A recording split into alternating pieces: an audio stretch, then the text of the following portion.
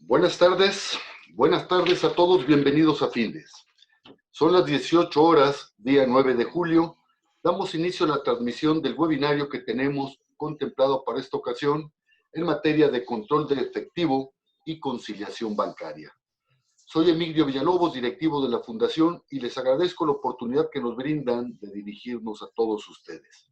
Me acompaña el profesor Fernando Alcántara Huizache, especialista en Findes en el área de contabilidad, a quien sucintamente me permito presentar como contador público certificado, socio de auditoría en firmas de consultorías extranjeras con sede en México y con una experiencia profesional de más de 30 años en el sector independiente, particularmente desenvolviéndose en las áreas de auditoría y contabilidad.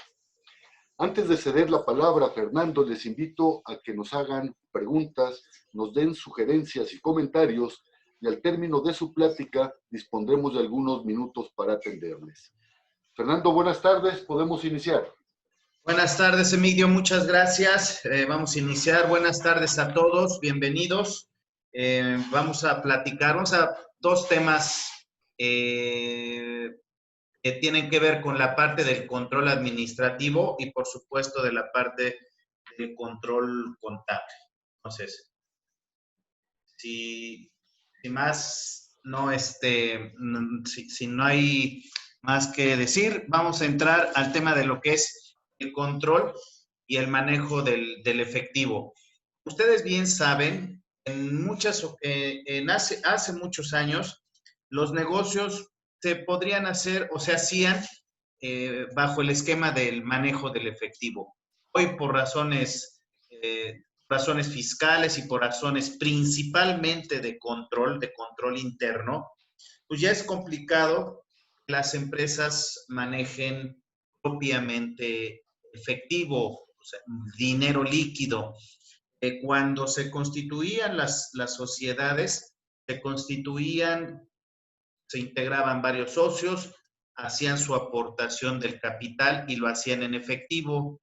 ¿Qué creen? En eso entonces, no necesariamente todos los negocios, no necesariamente lo llevaban a una cuenta bancaria. Sí empezaban a usar ese tipo de controles. Sin embargo, había muchas empresas que no llevaban ese control. Por lo tanto, las empresas lo que decidieron, precisamente por llevar un mejor control, aparece un concepto en el proceso administrativo que se llama control interno. El control interno son las políticas y procedimientos que establece una entidad para salvaguardar el activo del negocio. En este caso, estamos hablando del efectivo.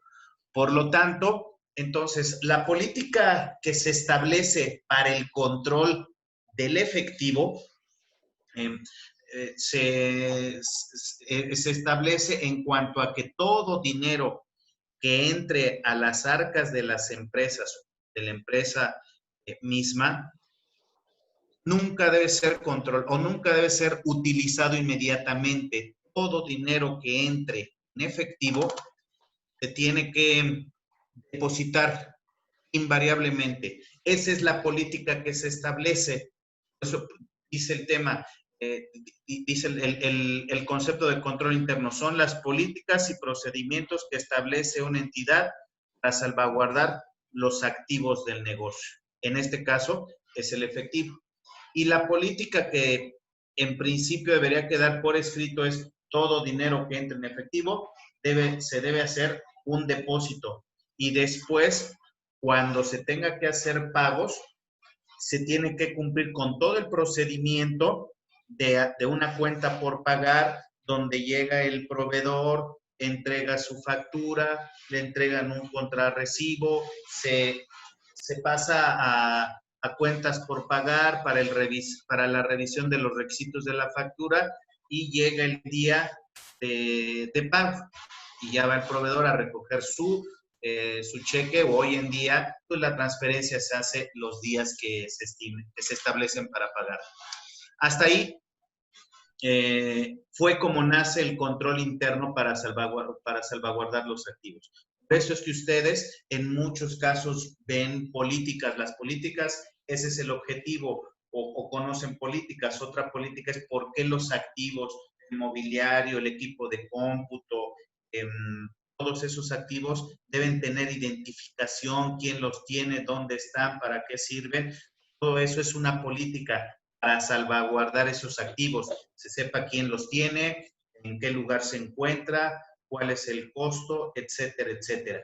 Sin embargo, en el caso del efectivo, hay empresas, y todas las empresas en este país o en el mundo requieren de gastos menores.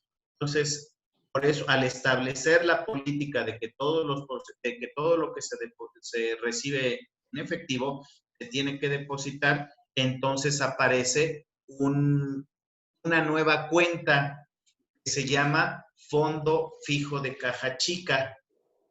Es decir, ok, deposito todo el efectivo, sin embargo, sí requiero cubrir ciertos gastos en efectivo. El propósito de manejar así el efectivo es para que todos los pagos se hagan a través de cheque o en transferencia. Sin embargo, se presentan algunas partidas como la compra de artículos de escritorios menores, pasajes urbanos, artículos de aseo, la compra de timbres, etcétera, que se deben pagar en efectivo, y por lo tanto su importe generalmente debe ser por cantidades pequeñas, y por ahí entonces existe otra política del fondo fijo de caja chica. Es decir, se tiene que establecer un fondo fijo para que se hagan esos pagos. Por lo tanto, se tiene que definir los gastos menores. ¿Cuáles son para cada empresa los gastos menores? Les pongo un ejemplo, pues en una empresa puede decir, los gastos menores son los que se realicen hasta una cantidad de 900 pesos o de 1,000 pesos. A partir de 1,001 en adelante, ya tienen que pasar por el proceso de cuentas por pagar, que sería otra política y otro procedimiento. Por lo tanto, esos gastos menores a 1,000 pesos se pueden realizar y se pueden realizar con el fondo fijo de caja chica. ¿Okay? Entonces, se hace un estudio. Algunas personas dicen, ¿cuál es el fondo fijo de caja chica ideal? No existe una cantidad.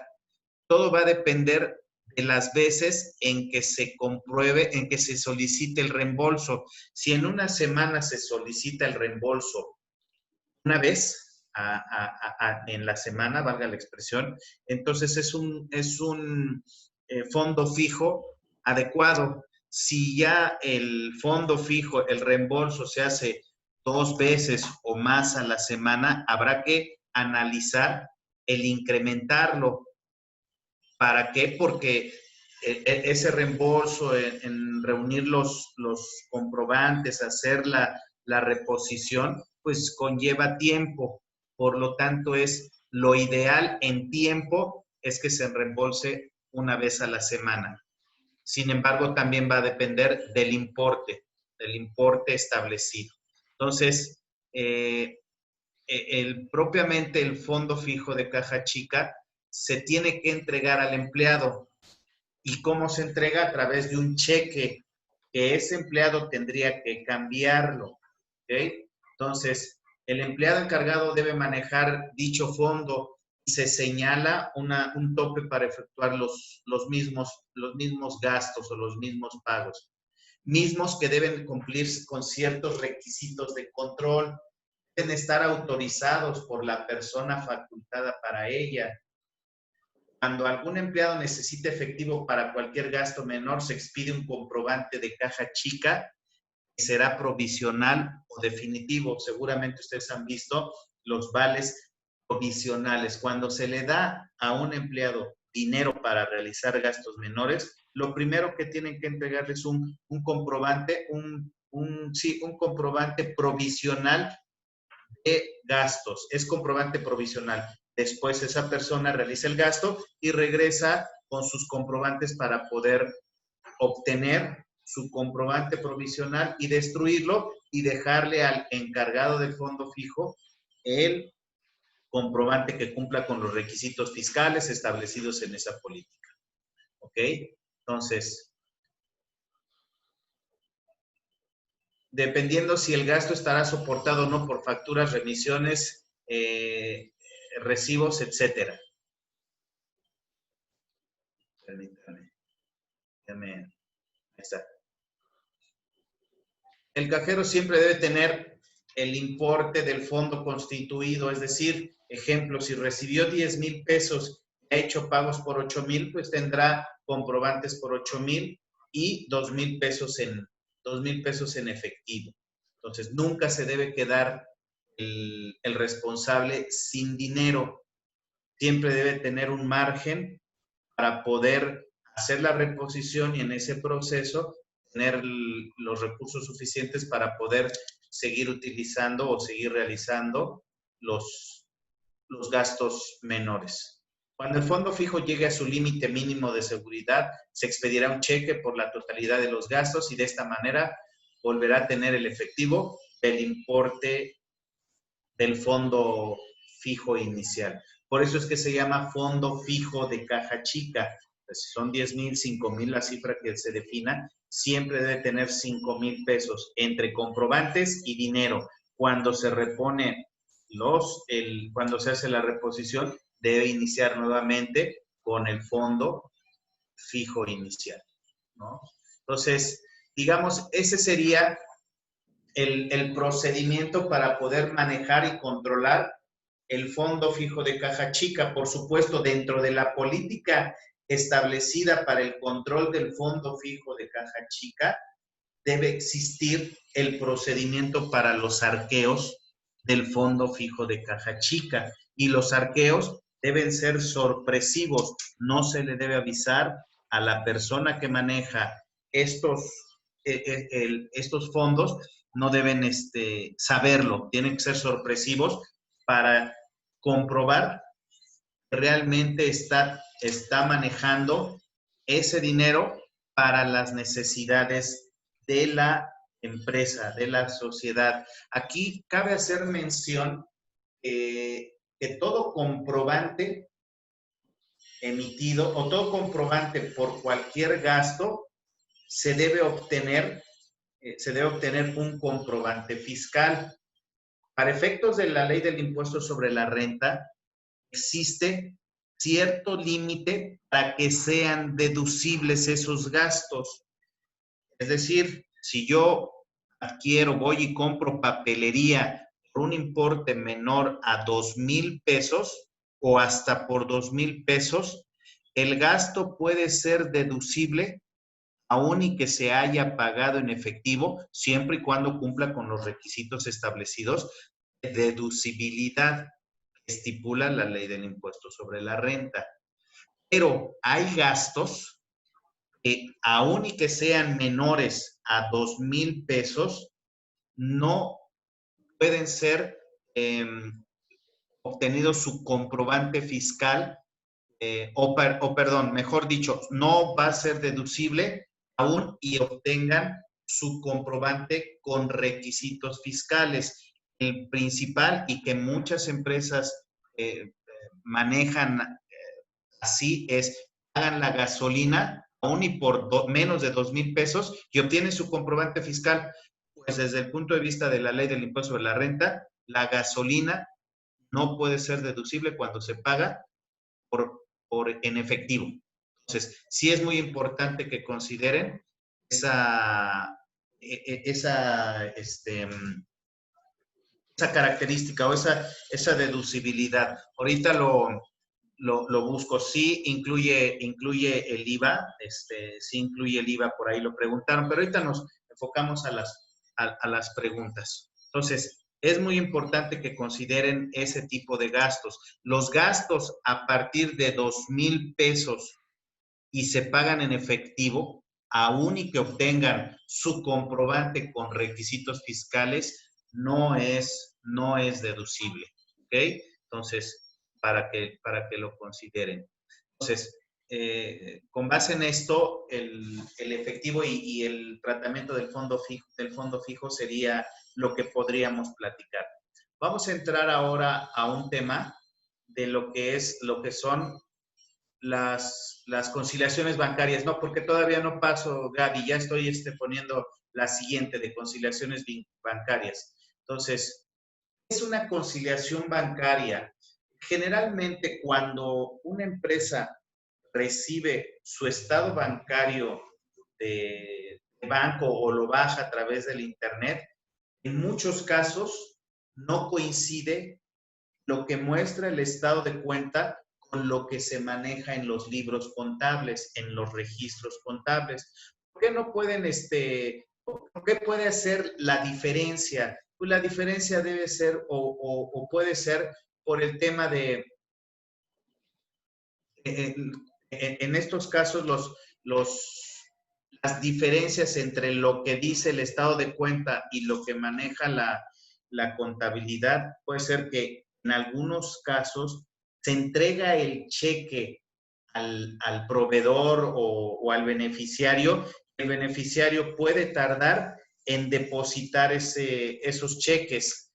Por lo tanto, esa es una partida que dicen en tránsito, ¿ok?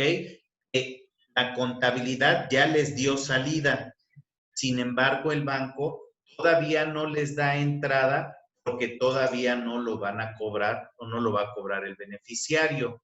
Esa es una de las características o una de las condiciones. Ahora bien, otro, que la empresa entregue o deposite cheques de otro banco y tardan en días en pasar por cámara de compensación para que después lo reconozca su banco. ¿Okay? Pagos que el banco hace a su cuentaviente por servicios prestados como comisiones por cobranza. Las comisiones por cobranza, el banco las carga y no avisa sino hasta que tengamos el estado de cuenta y se hace el registro contable. Por eso tendrían ciertas diferencias entre los estados de cuenta y los registros contables. Entonces, también existen depósitos que se hayan cargado a la cuenta de bancos que no hayan sido acreditados a la empresa, que era lo que les llamaba, porque el depósito estuvo formado por cheques que les fueron entregados al negocio, sus clientes, que se endosaron al banco y la institución de crédito no tenga todavía el conocimiento de que esos documentos ya fueron aprobados por la Cámara de Compensación. Eso es lo que les digo, cuando un tarjetaviente deposita un cheque a su cuenta de otro banco, lleva un proceso de que lo tenga que reconocer el Banco Central para poder hacer el traspaso a la cuenta beneficiaria. Ese procedimiento se le llama cámara de compensación. ¿Ok? También puede ser que no coincida pues por errores de registros que puede cometer el banco o también como el responsable de los registros contables. Vimos que no se descubren hasta realizar el análisis del porqué de esas diferencias y ese análisis se hace a través del proceso que se llama conciliación bancaria. ¿Okay? El análisis que se hace para determinar las partidas que originan las diferencias de los saldos que hemos mencionado, así como conocer las causas de las mismas, se llaman conciliaciones o conciliación bancaria. Y créanme, es una fórmula muy sencilla que es la que vamos ahorita a revisar. Dice, las conciliaciones bancarias pueden efectuarse de dos maneras, ya sea partiendo del saldo del estado de cuenta que envió el banco para llegar al saldo de la cuenta de bancos en los libros de la empresa. Ahorita lo platicamos. Se parte del saldo deudor de la cuenta del banco, libro mayor de negocios, para llegar al saldo del estado de cuenta del banco. ¿Ok? Ahorita Pareciera esto muy complicado, pero la verdad es que es muy sencillo. Entonces, déjenme avanzarle y ahorita lo aterrizamos lo que estamos platicando. Existen dos formas mencionadas que tienen mayor aceptación. Sin embargo, vamos a platicar la más común. Es si tú partes del saldo del estado de cuenta. El procedimiento que se hace es, obtengo el estado de cuenta del banco y ahí como donde dice saldo según estado de cuenta, pongo el saldo final del estado de cuenta, 30 de junio. Eso es lo que pongo, el saldo según estado de cuenta del banco. Fíjense cómo dice, más cargos de la empresa no correspondidos del banco. ¿Qué es lo que tienen que hacer? El 1 de junio al 30 de junio, ustedes tienen que puntear cada partida que aparece en el banco y verificar que efectivamente están en la contabilidad. Un ejemplo, ustedes van en el estado de cuenta, 1 de enero, depósito, la factura 35, 100,000 pesos. Le ponen una marquita, le ponen una marquita para corresponderlo. La correspondencia significa que lo que está en el estado de cuenta también tiene que estar en la empresa, en los registros de la empresa. Dice, cargos de la empresa. Hoy verifico, ese cargo de la empresa es un depósito, fíjense, los cargos de la empresa son depósitos. ¿Okay? Y tengo que buscarlo en los abonos del estado de cuenta, porque recuerden, para el banco un abono es un depósito, para la empresa un cargo es un depósito. Eso es lo que podría confundirnos, pero recuerden, los abonos del banco son depósitos a su cuenta bancaria. Y en la contabilidad los cargos son depósitos. Entonces yo voy verificando el cargo que registré por un depósito que llevé al banco esté correspondido en el estado de cuenta del banco como un abono y voy punteando, voy correspondiendo partida por partida y si alguna partida, ya sea la contabilidad de los controles de bancos, no esté en el estado de cuenta, ahí le voy a poner un numerito a la partida porque es una partida no correspondida. Lo que voy a poner en la conciliación bancaria son las partidas que no están correspondidas, tanto de la contabilidad hacia el banco como del banco hacia la contabilidad. Eso es lo que tengo que poner en el documento llamado conciliación bancaria. Después dice cargos de la empresa no correspondidos por el banco y también tengo que sumar los cargos del banco, fíjense ahora cómo dice, cargos del banco no correspondidos por la empresa.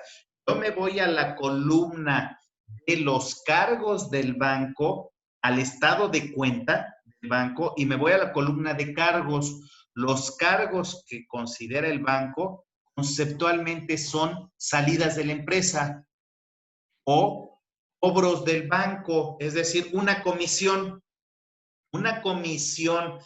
bancaria que el banco no reportó y que no está registrada contablemente, esa es una partida que tengo que anotar en este documento llamado conciliación bancaria, en este concepto, más cargos del banco no correspondidos. Lo que tengo en el banco le está dando salida y lo busco en la contabilidad como abonos, porque para la contabilidad los abonos son salidas. Para el banco, las salidas les llama cargos. Y tengo que ir correspondiendo cada uno y otra vez las partidas que no estén en un lado o en el otro, lo tengo que anotar. En este caso aquí voy a poner cargos del banco, ¿ok? No correspondidos por la empresa. Le sigo avanzando a la contabilidad, le sigo avanzando a la conciliación y luego dice menos abonos de la empresa. Los abonos, otra vez me voy a todos los abonos, las salidas de bancos en la empresa, voy punteando una por una que se encuentren en la columna de los cargos del banco. Voy punteando, ahí le voy poniendo una marquita porque está correspondiendo. Y las partidas que no se encuentren de la empresa, que no estén en el estado de cuenta como cargos, entonces ahí le voy a poner otro numerito para poderlos incluir en este documento. ¿Ok? Entonces dice abonos de la empresa no correspondidos por el banco. Y después viene otro concepto, abonos del banco no correspondidos por la empresa. ¿Qué significa eso? Yo me voy al estado de cuenta, a la columna de los abonos. Para el banco son los depósitos.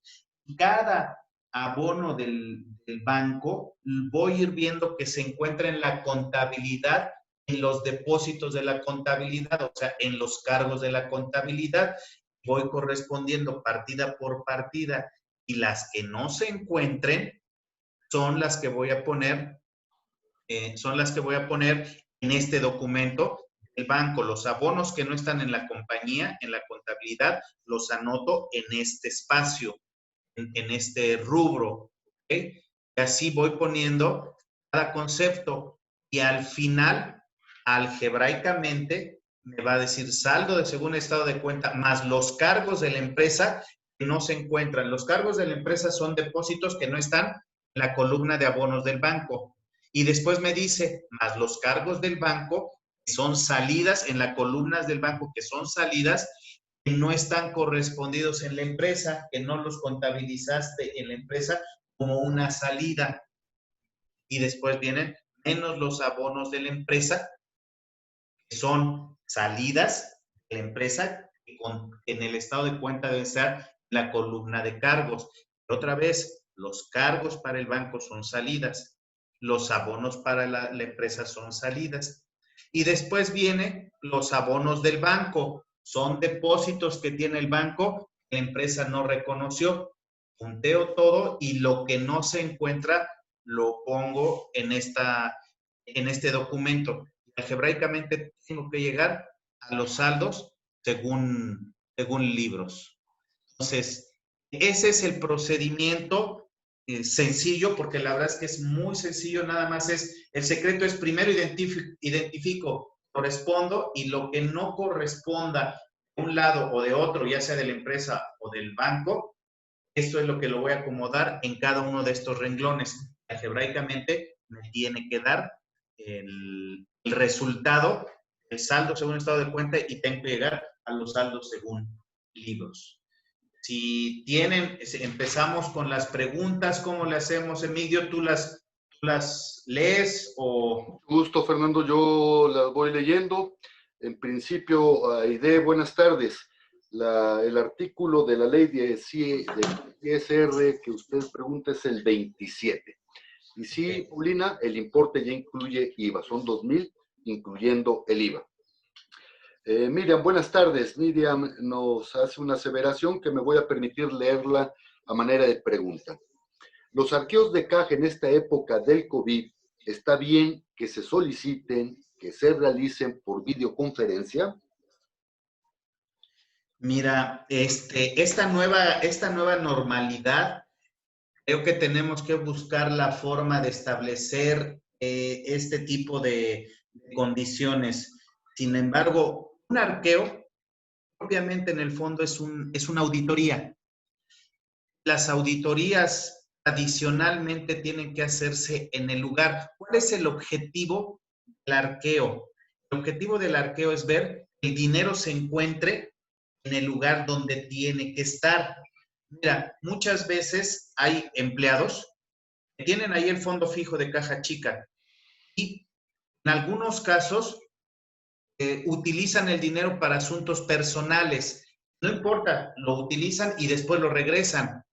Aún y que esté el dinero en la caja, en el fondo fijo, el objetivo ya no lo estás cumpliendo con un arqueo si está ahí. Por eso es que los arqueos tienen que ser sorpresivos para ver no que esté el dinero, sino que le estés dando un adecuado uso, un adecuado manejo para los fines de la empresa. Yo te diría, ahorita en temas de COVID, no me serviría desde el punto de vista de auditoría hacer un arqueo en forma virtual, porque si le hace falta, pues ahí pues va a sacar de su cartera y le va a poner, pues me faltó esto y ahí está. Entonces, sí habrá que buscar la manera de que en su momento se haga el arqueo de forma física. Es más, de hecho, cuando tú entras a un arqueo, tienes que decirle, a ver, vamos a hacer el arqueo y nadie entra y nadie sale hasta que no terminemos el arqueo. Ese es el objetivo propiamente de un arqueo de fondo fijo. Gracias, Fernando. Guillermo, buenas tardes. Nos pregunta Guillermo, ¿por qué los depósitos del banco son abonos y los de la empresa son cargo?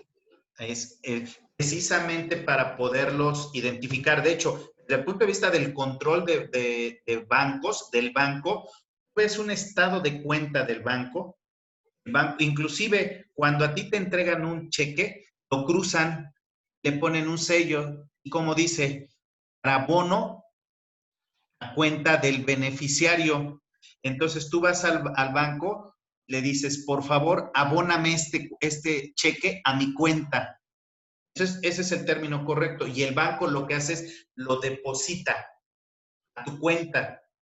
Es, digamos que cruzado. Para el banco, un abono es un depósito. Ese es el concepto del banco. Y contablemente, partiendo de la teoría de la partida doble, en el caso de los bancos, un cargo es un incremento a la cuenta de bancos, es decir, es una entrada de dinero. Es propiamente terminología, ¿eh? Es terminología tanto del banco como el aspecto contable. Lo que para el banco es un abono, para ellos es un depósito, pero le llaman abono. Para la contabilidad, el cargo en bancos es una entrada de dinero. Por eso es que te digo, primero tienes que puntear tanto una partida como un cargo en contabilidad, tiene que irse, responderla a un abono del banco. Muy bien, gracias, Fernando. Edgar, buenas tardes. Nos pregunta, ¿cuál es el efecto de los cheques en tránsito en la conciliación bancaria? Es que puede ser que sean cheques, fíjate. Sí, hay en la norma contable, dice, si tú entregas un cheque, por eso es muy importante el control de las salidas de los dineros cuando hablas con cheques. Si tú entregas un cheque, contablemente ya le diste salida y ya lo tienes, ya entregado el cheque y firmado. Ya lo entregaste y ya le das efecto contable. No importa que el banco todavía no le dé porque ese ya no es asunto de la empresa. Ya me entregaste a mí mi cheque y yo ya veo qué hago. Para ti ya es una salida de dinero. Porque si tú no registras ese cheque, tu efecto puede ser que se te sobregiren las cuentas bancarias si no reconoces tú como esa salida. Va a llegar el momento en que dices, pues checo el banco, hablo por teléfono y digo, oye, ¿cuánto tengo mi saldo? Tengo 1,000,000 de pesos. Pues mira, todavía tengo dinero, lo puedo sacar, pero ¿qué crees?